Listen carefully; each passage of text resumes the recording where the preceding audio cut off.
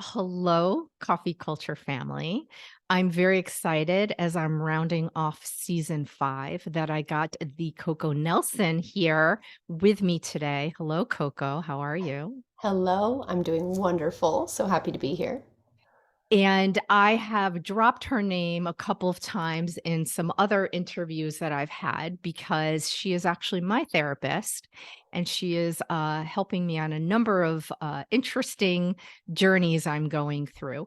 And so she's here to help you today. We have some deep conversations around connection, which is what the show is Mhm. about. But let me do a proper introduction so that you can all hear how amazing she is. So, Coco Nelson is a trauma therapist and somatic healer.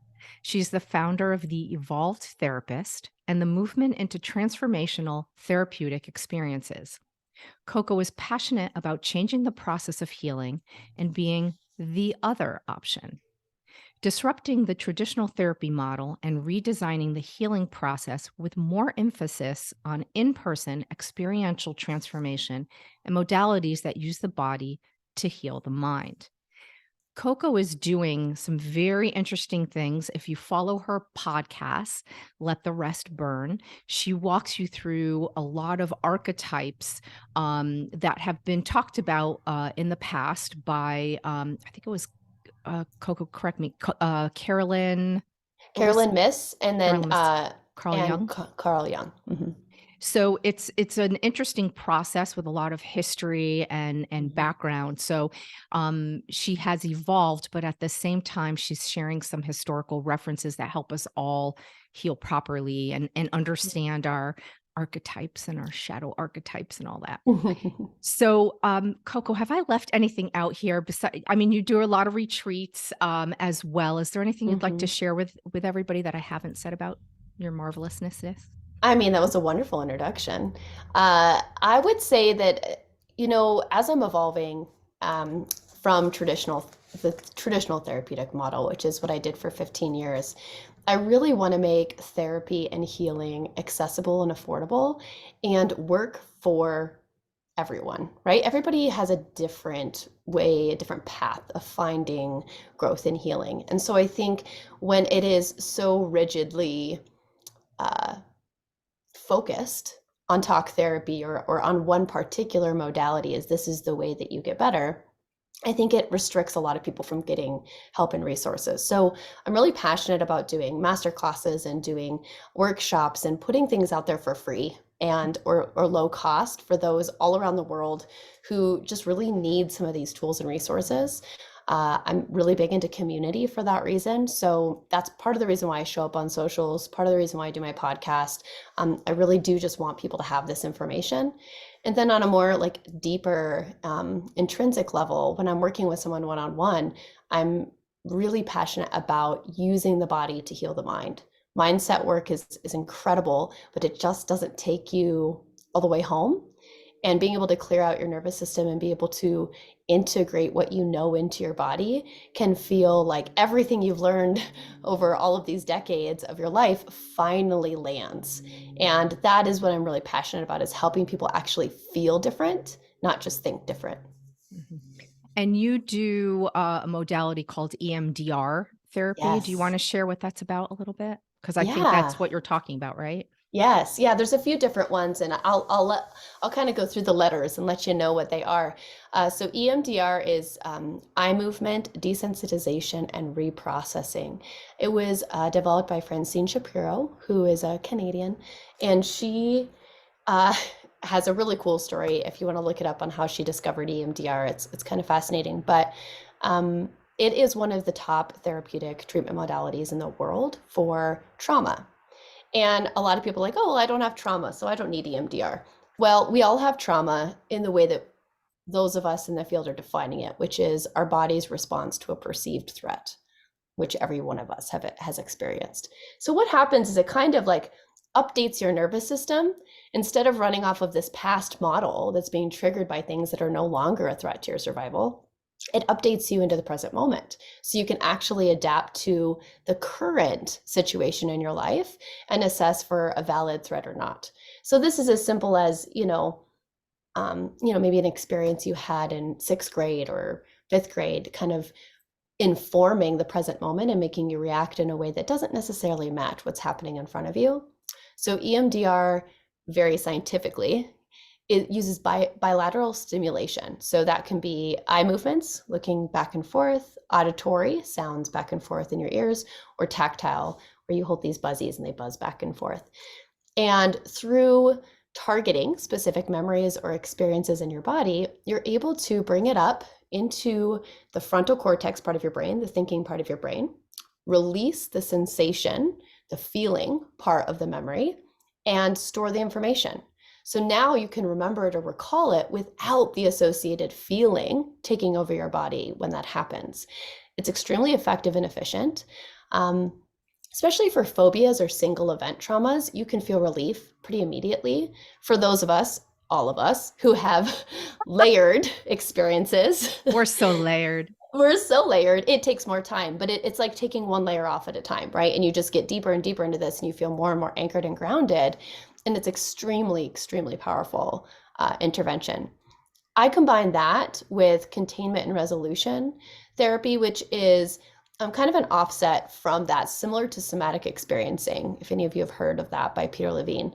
But in EMDR, they're very specific about using a targeted memory, and they struggle to use any memory that you have disassociation around. With containment and resolution, we can actually go through the body, not necessarily the memory itself, to clear out the trigger. And so that is what makes me a little different, as I combine those two together, which creates a little bit more comprehensive approach.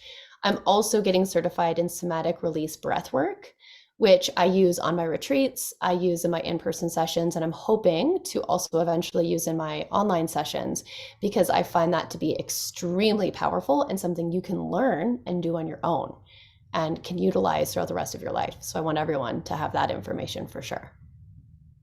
I love this on so many levels. I was introduced to EMDR by Coco, and having done some research myself and understanding it was used in the military for PTSD.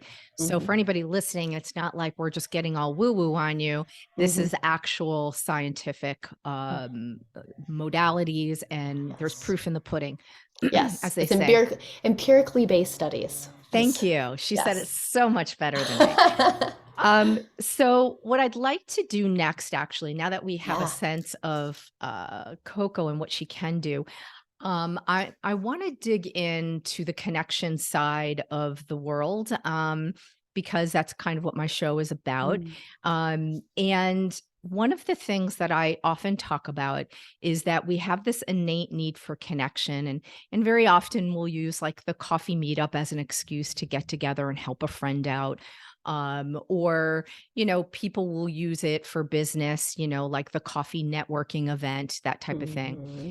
At the end of the day, we are all seeking connection. Mm. And I would love for you to help us explain, on a, more of the level of, almost tribal, like Mm. how internally this is real. That is also Mm-hmm. scientific, our need for it and creating it, whether it's through tribes or the mommy and me group or your church, or a book club, that type of thing. So maybe you can share with us what's happening to us internally, and why we seek that. And then I'd also like to understand the importance of that as we head into post-pandemic, and looking for quality connection. And I have other questions, and I know that's a loaded one, but I think you probably see the both sides of that. So I'm going to let you fly. Go, Coco. Yes, yes, yes. Okay, so the need for connection. So I'm gonna deepen it, and I'm gonna use the word belonging, right? And Brene Brown is so good about distinguishing between the difference between fitting in and belonging, right? Fitting in is us wanting to adapt our self-expression to fit within the confines of a group, a tribe, a community. Belonging is being seen in our true expression of self and being loved within it, right? So we seek belonging. We do not seek to fit in, we seek belonging. If we can't get belonging, we will seek to fit in because we need connection. Mhm. right? So this goes back to us being primates, right? As primates, we cannot survive on our own. If we're isolated, we will die. That is basically not only like historical fact, but in reality, if you isolate a human being, they more often than not will not be very healthy and could perish, especially as babies. So this is so biological. It's the most basic need. It's the thing we come into the world wanting from the moment we take our first breath. And it never goes away. And what happens is, I think we get confused sometimes. So I'm going to talk about the two different parts of our brain. There's many parts of our brain, but I'm just going to talk about two. So we've got our frontal cortex, our higher consciousness, the part of our thinking brain, if you will. Then you have your hind brain, which is your reptilian brain, or your more survival kind of nervous system space.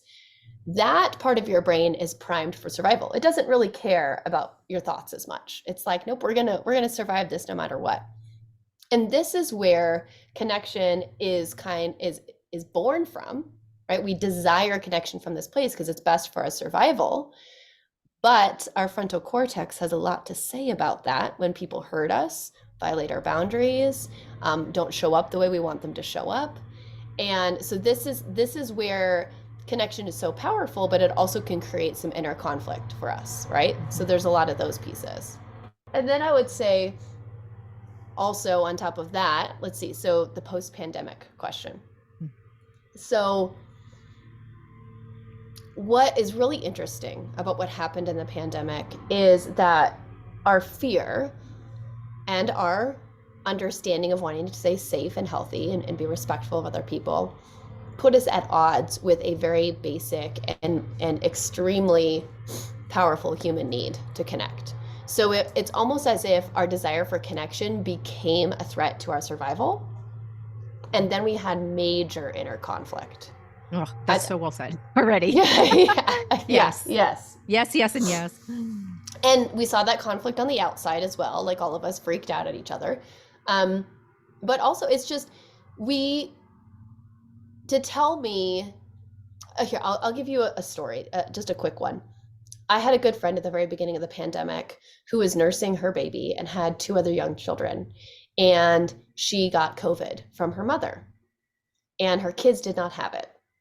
And her pediatrician told her to stop nursing her baby and to isolate herself for 2 weeks. Oh my God. Yeah. Goes against literally every instinct you could possibly imagine as a mother. Mm-hmm. Literally every instinct. Now, obviously, that advice, unfortunately, was bad advice.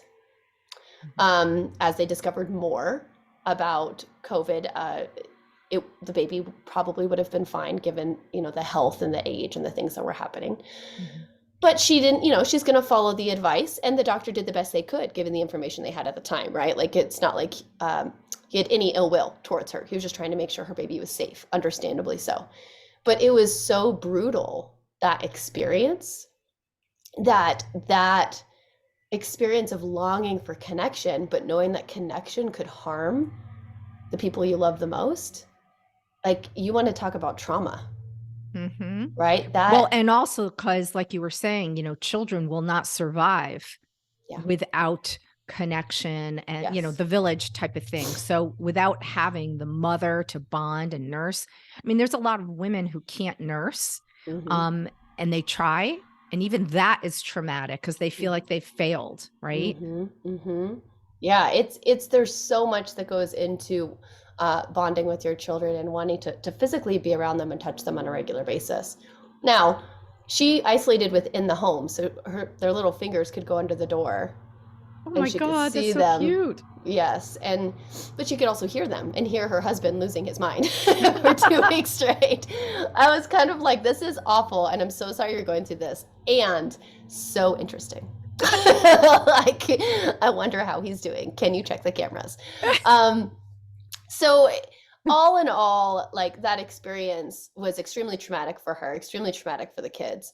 And it is a very specific example of a bigger experience we all had. We couldn't be around the people we love the most, because if we went to our parents, our elderly parents are sick, are dying, our young babies, and we were sick or we had been exposed, we could kill them. And we're going to see the effects of this for a very long time. because it is so inherent to our human existence to want to connect and belong. And we also don't want to harm the people that we love. So this inner conflict is going to create a lot of issues, but also a need for healing on a human level over the next like 3 to 5 years. That's really amazing. And to understand sort of the primal side of that, and how even in today's world with a pandemic, it's the same thing.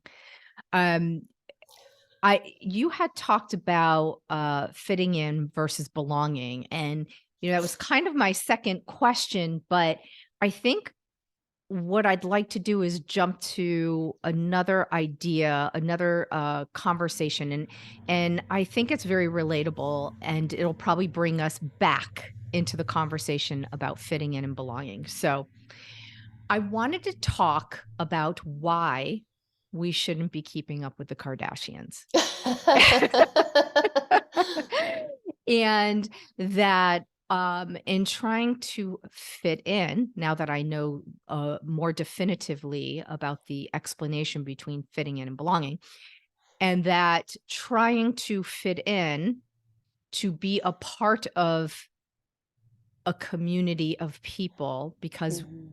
we want connection. Mhm. And we want that life because everybody says to Mhm. surround yourself with the people you want to, be like and grow with and so forth.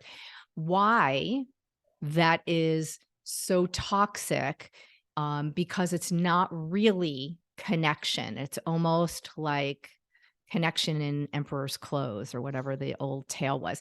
So I'd love to dive into that a little bit. And I know it's a little disparate, some of the conversations we're having, but I feel Mhm. like um, connection shows its face or, in a few different ways. So I'd like to tap into that a little bit. So why should we Yeah. not keep up with the Kardashians? Well, because the Kardashians can't keep up with the Kardashians. Let's just be Good let's answer. let's be clear. None of them actually do what they're showing on social media. Let's It's drop that mic now. No, we can't. yeah, it's all altered. It's not real. None of it's real, and they've admitted that multiple times, right? Like the way that they look, the way that they pose, the life that they live, the things that they put out there. It's all carefully curated by producers and by a team of people, right? And graphic artists, and you hang out with them for a couple of weeks, you're going to see what life is really like, and it's very busy and it's very chaotic, and um, there's a lot of mental illness that happens because they are growing up in an environment where they literally have no privacy and they're evaluated based on everything they do. It's a really terrible and hard way to live. Talk to any famous person, right? It's really difficult to be famous, actually. Their life is not their own. So that just in general, like who they actually are, none of us want to be in all reality.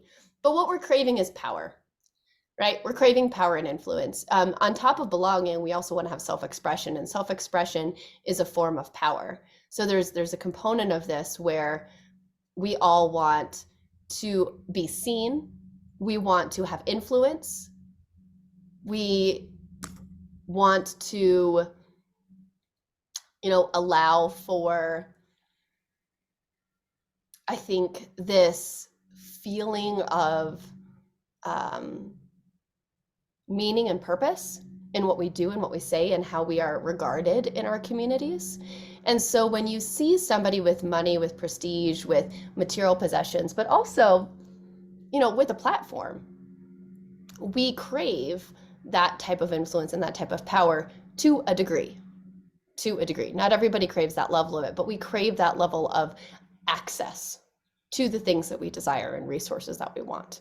So oftentimes, like with many leaders, like with many people throughout all of history, people emulate, role model themselves off of, and try and copy those that are in power because that is what we internally desire.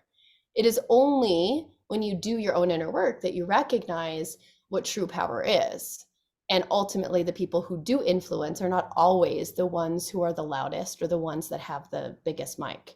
Sometimes they're the ones behind the scenes whispering in that ear, Mhm. right? So it's this discovery, I think, of our youth understanding what real power is. Once they understand what real power is, then social media loses its pull. And I think what we haven't attuned for, and I'm just going to get a little neurobiological with you here, is the effect of comparison on our brain. So we, again, when we're looking at our primate status, when we're looking at our brain's ability to survive, it's constantly comparing in order to make better decision making. And that's our reptilian brain, right? It's not our frontal cortex. We're not comparing because we are jealous and we want those sexy pants the Kardashians have. You know, we are comparing because that is a natural, primal thing for us to do in order to survive. And so, what you expose your brain to will activate comparison, whether you like it or not, because it's a hindbrain subconscious experience. You can't control it.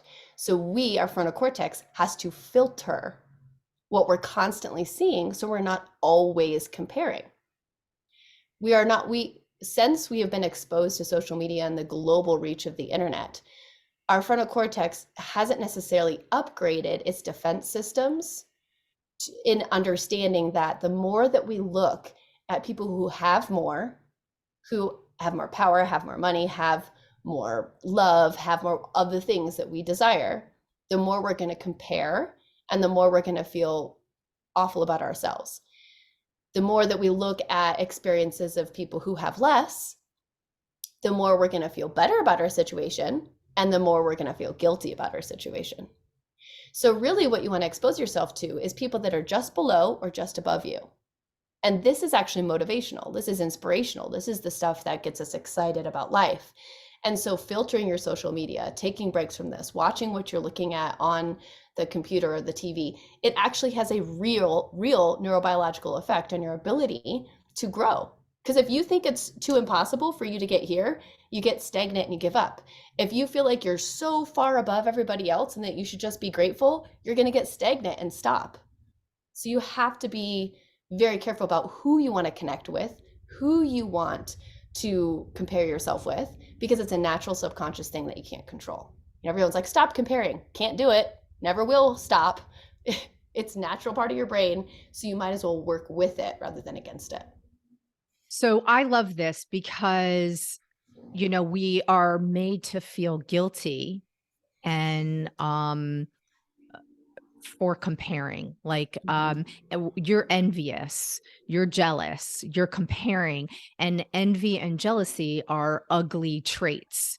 Mm-hmm. And people don't want to consider themselves ugly, so they don't admit that they're comparing, right? Um, what I find interesting in your analogy is, finding that subset on the internet that is just above or just below to keep you motivated and not to keep you in a constant state of comparison. I'm going to be honest, that's all fine and nice, but when you start doom scrolling, you lose your autonomy and your agency around that. And the comparing in your hindbrain gets Mm-hmm. good and, pissed off and sad, and you lose your sense of empathy. You're right back down the jealousy train kind of thing.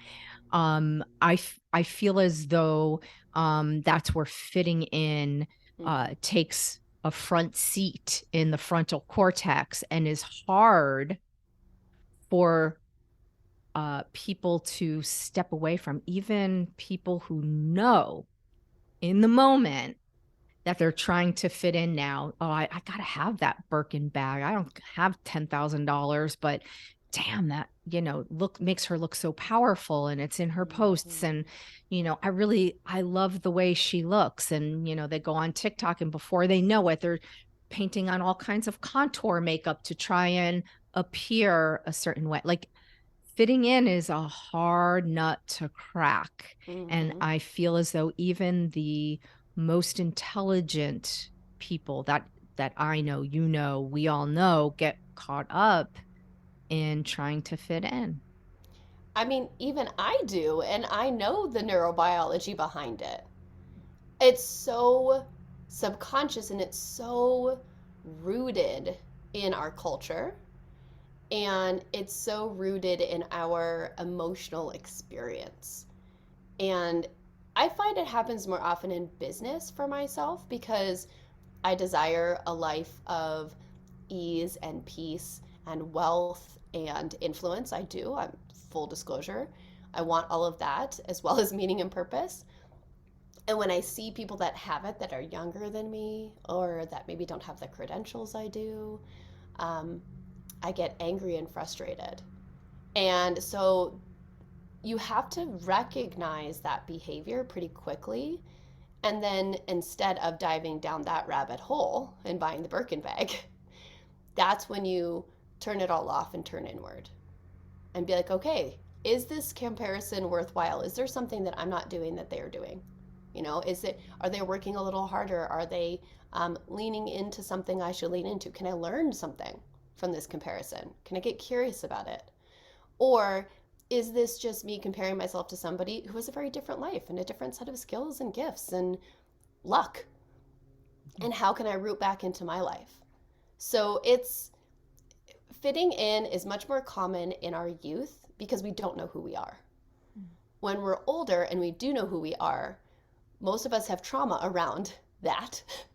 And we don't want to be who we are because we've been told that who we are is wrong and unlovable and unworthy. So it's like this horrible cycle of trying to figure out where we need to stop this process. And I'll tell you right now, for each and every single one of us, it's doing the work immediately right now in this moment. Because the more that we all do this work to finally accept who we are, belong to ourselves, and then step into true belonging with others, the easier we make it for the generations that are coming up. My daughter gets to witness me work through comparison in a way that's healthy. She gets to witness me come back to myself so that when it happens for her, because it will, she has a path to now do that for herself. If she doesn't witness me doing it, if she doesn't actually experience it in real life, she has to figure that all out on her own. So a lot of this is us role modeling what it looks like to step from fitting in into belonging so that our children don't have to. Well, I think it's amazing that you are creating this environment for your daughter for the next generation. And others should emulate this and put it into practice. I know in your podcast you talk about some of these things. Um, but I'd like to also, we're I should say I'm guilty of this. I'm not going to speak on behalf of, my coffee culture family, but um in throughout the years, I've been in different communities, right? You had, the people that maybe you grew up with on Mm, your yes. street playing kick the can or, whatever. And you Kick the have can. kick the can. I was always like either in jail, by the way, or it because I was the smallest, but hey, no trauma there. Um, and you go through school, maybe in high school where, everybody in middle school and high school is trying to fit in, find themselves, and we don't know who we are at that point. And then maybe even in college, you might still not have gotten to that point. So what I'm leading up to is in our trails from our lives of trying to fit in versus belong. We Mm-hmm. might have acquired a few toxic friendships Just a along the few. way, just a few. And I know that we have talked about that in our little communities that we have created. And I'm sharing it here because I think that I personally have wrestled with people that I've pulled along in my life. They're sort of tethered to me, Mm. and I take them into every new stage of growth I'm going in. I'm evolving and I'm pulling along some of these, toxic people that are inhibiting my growth or making me feel poorly for evolving. So how do we move that into a place for ourselves to grow? Like how, like you're emulating for your daughter, that's beautiful, but how do some of us, millennial, Gen X, boomer, whoever's listening to this, how do we get rid of this? Sorry, that was like the world's longest question because I kind of had to tell you like the journey, but anyway. I love it. I love it. You're giving me lots of context. It's good. I First you have to recognize that it's toxic. right? You have to actually have self-awareness around that. If you don't have self-awareness and you're convinced that there's something you're doing or you're just never good enough for this friend, or it, you have to recognize that the relationship itself is toxic, right? And so that's important. And then once you recognize that, then the next step is to actually get support from people who are not toxic, who can see the real you, who can understand, what you are worthy of. Because you're going to need those reminders along the way quite a bit. If this is someone you've had in your life for decades or longer, or if it's a family member, right? If it's somebody who you are extremely bonded to, the ability to set boundaries with this person is going to be quite challenging. And so you want support, you want awareness, and you want to support your nervous system along the way. This is where those body-based practices that I use and try to teach people are really important, because you're going to set a boundary or say something or do something that you wouldn't normally do, and your body is going to freak out. And this is where you have to know how to help your body through that process rather than it feel like slow torture, or have you go back to the situation. Toxic relationships themselves are quite addictive in our brain. They operate on an addictive cycle. So do abusive relationships. It's that hit, right? It's like, if you think about the abusive cycle, you get that dopamine hit of they love me, they think I'm great, everything's good. Then you have that tension building phase where things are just uncomfortable and not okay. Maybe there's some comments that are made. You're like, who is this person? They didn't actually change. And then you have the moment where they harm you, they do something, they let you down. In an abusive cycle, they abuse you. And then for a moment, there's a little bit of a break or a pause, right? And in that break or pause is when our nervous system freaks out. This is where our nervous system says, I've got to fix this. I don't want to be in conflict with this person. I don't like this. It feels really gross and yucky. I've got to make this better. I got to make this better. I got to make this better. So see the addictive nature. So you want that dopamine hit of, okay, we're good. It can be as simple as you over apologizing for their poor behavior, just so you can get the dopamine hit of we're no longer in conflict anymore. Mm. And so to get out of that cycle, I typically say you want to get out of it during the tension building phase. You don't necessarily want to get out of it after the big blowout, because that's extremely difficult, and the likelihood of people going back is really high, especially in abusive relationships. But it is about riding the wave and teaching your nervous system that setting a boundary or being in quote unquote conflict with this person is so much better than being in a relationship with them. And it's hard. It is extremely hard to do. And that's why you need all the resources. Don't do it alone. Please don't do it alone. And make sure that you have all the tools in your tool bag to do it, because toxic friendships are just as hard to leave as toxic intimate relationships. They're very similar. Your lives might not be as integrated, but you're still very much bonded to this person. Then if you want to up the ante even more so, a toxic family member, oh man, that's also extremely challenging. So I don't like to say, it's not a lighthearted matter. It's a very difficult thing to do. And I think we beat ourselves up because we don't understand why we can't just let go of this friend. But it's like, it's inherent to our biological nature that once we're bonded to somebody, we don't leave them. Because again, we all operated back in the day, thousands of years ago, in tribes. You couldn't just like set a boundary with Susan next to you because she pissed you off. Susan was the reason that you survived because she stopped that saber-toothed tiger from killing you, right? Like you can't kick Susan out of the tribe. So there's this primal element of needing to be friends with, accommodate, adapt, and get along with people who are really toxic, because that was inherent for our survival long, long, long ago. But it's no longer that way, and we have to, again, help our nervous system update to the present moment. So it's definitely hindbrained. Yeah. The activity. Okay, interesting. Most of what we do is hindbrain. Let's be clear. Like, you all think that you are in control of your lives. You are not. It's every once in a while we make a decision. Every once in a while, but most of the time, no. It's just our hindbrain. We're like crocodiles going through life, right? That reptile brain, we're just like Yes. It's just like, what is happening? I mean, we all laugh about it, but I really want you to look at your day and think about how many things you actually do that are much more subconscious. It's like 90% of what we do. Very, very cool. Wow. We touched on a lot of interesting things here. Um, is there something that I'm not asking you about fitting in and belonging that you want to Mm. share? I think the final piece I would love to share is, you know, oftentimes when we learn this information, there's a sense of shame that comes over us because we're like, I should know better. I know this information. Or, oh, wow, like Holly and Coco are telling me all of this. Aha.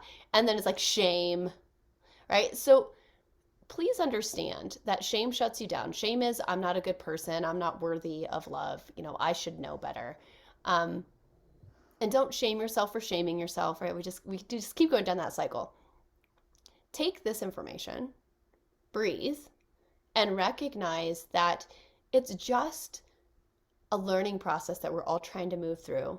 We exist at a very interesting time for humanity in which we are all trying to adapt to the present reality. And the odds are stacked against you. We're all doing this together. So don't let shame in the door, and just take the information in, take it one step at a time, and start to just have that self-awareness that's going to help you look at this from a different perspective, so that maybe you can start moving towards people that make you feel like you belong rather than make you feel like you fit in. Wow. Coco, I know that you have a lot of tools in your box, and all of those things will definitely be in the show notes.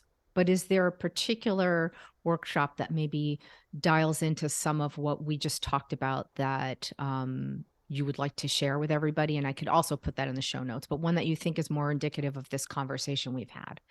Oh, absolutely. So you're going to hear me talk about this a lot on any of my platforms, so you won't be surprised that I say this, but I have a self-led course called Becoming a Boundary Badass. And it is an amazing course. It's 6 videos. So it's robust in the sense that those 6 videos, each of them are a tool, right? And it's a specific tool related to how to hold, maintain, and set boundaries.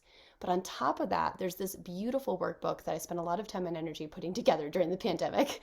And it's like 35 pages long, but it walks you through truly what the difference is between belonging and fitting in, and how to go about and understand boundary work and to get to the other side of this. So it is one of my favorite courses that I made. I typically do masterclasses on it as well. I usually do group programs around it, but I would start there. And if you love what you see, come into my world, and I'm sure there'll be many things that you can join. And you will hear about boundaries quite a bit, which is, in essence, I think, where we start with the difference between fitting in and belonging.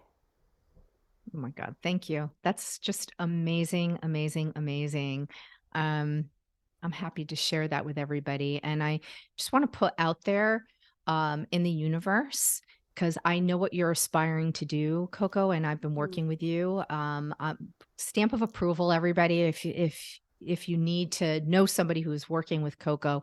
But I want to call it here that one day you are going to be on Oprah's stage, because I Whew. think you are a very powerful human being, and you do the work on yourself as well as with others. And I think that's part of why you became the evolved therapist. So I want to thank you for coming on my Mm. show. Well, thank you. Can we invite Brene Brown and Elizabeth Gilbert and Glennon Doyle on that stage with Oprah as well? I would be happy to do that. And actually, I think you should be doing some of the Instagram lives with them. Very often I Oh. see them talking with people. I love all of them. I would for different reasons. Elizabeth Gilbert, for example, she wrote the book Big Magic. Mm-hmm. And I would say it's probably my most favorite book by her. And I've read all of her novels, by the way. Um, but being an artist and a creative, Mm. I think you know that probably people have heard in some of my past stuff. Yeah, I was a jewelry designer for 10, 15 years. So understanding how creativity comes to you Mm, and how powerful it is, and how powerful it is if you ignore it, because hmm. it goes to somebody else. It's like Yes. magic. So I love her for that reason. I'm not sure what about Elizabeth Gilbert resonates with you. Feel free to share. Mm. She came, I Read, Eat, Pray, Love in a time in my life where I needed that book more than anything in the world. And I love how incredibly honest and raw she is with herself and with the world about her struggles with self expression and belonging, and how she's done the work. Like, truly, someone who does and continues to do the work. She's a trailblazer and a role model in that sense. And I just absolutely love her as a human. If I did an Instagram live with any of those women, I would literally, my life would be complete. I could die Mm. the next day. They're incredible, incredible leaders, and there's more than just them. But I just, I love what they've done in the self help world, but more so than anything else, just the inspirational space. They have led the path for many, many, many women to reclaim parts of themselves that they have lost. So it's such an honor to even just speak about them, to be honest. So maybe Well, it's one day. interesting because you had named your podcast "Let the Rest Burn" Hmm. after a quote from Glennon Doyle. Is that correct? Correct. Yes. From her book Untamed. And what is the meaning behind that? Well, I can't quote the quote by heart. You think I could, but it's a No, that's long okay, but you one. could But paraphrase why I'll you came paraphrase it. to, yeah, let the Yes. rest burn. So it's about really becoming your full self and kind of detoxing yourself from all the world's expectations and stepping into your true, uninhibited, fully expressed self and letting the rest burn. And it was my story about doing that and what I had to burn to get to that space, which really was my divorce, but more so than anything else, it was reclaiming this girl who was loud and proud and very spirited and at times too much.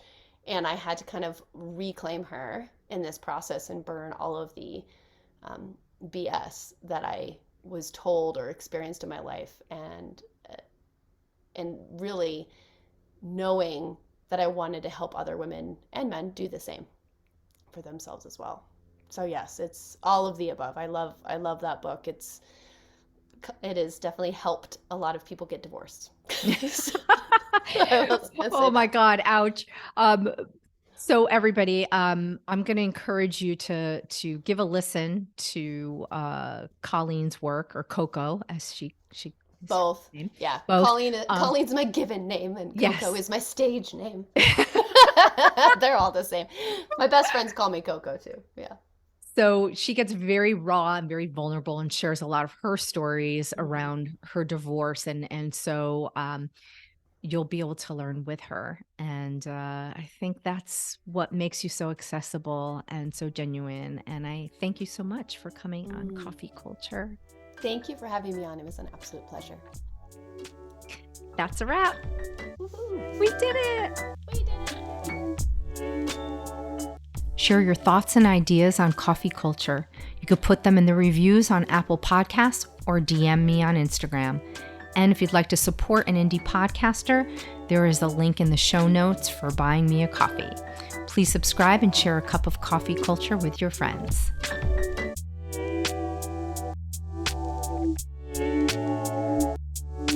This season is produced by Pale Blue Studios.